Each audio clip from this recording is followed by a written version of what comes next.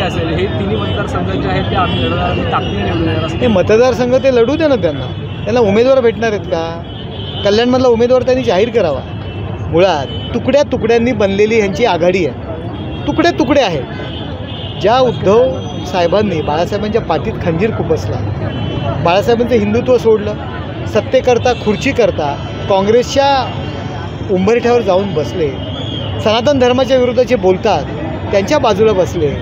त्यांना अधिकार काय बोलण्याचा, आमच्यावर टीका करण्याचा अधिकार काय? संपलेला विषय आहे त्यांचा.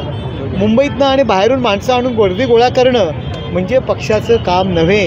आणि ज्यावेळी त्यांना फिरायला पाहिजे होतं ना, तेव्हा ते घरात बसले. मुख्यमंत्री असताना घरात बसले, कधी लोकांना भेटले नाहीत आणि आता दारोदारी फिरताय. जो बूंद सी गई तो हौस से अभी नहीं आती.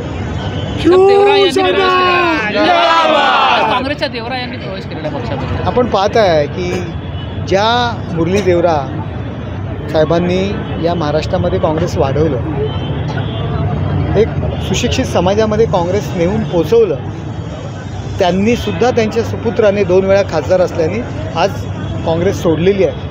आता काँग्रेसचा भ्रमनिरास आहे, कोणाचा विश्वास नाही आहे त्यांच्यावरती.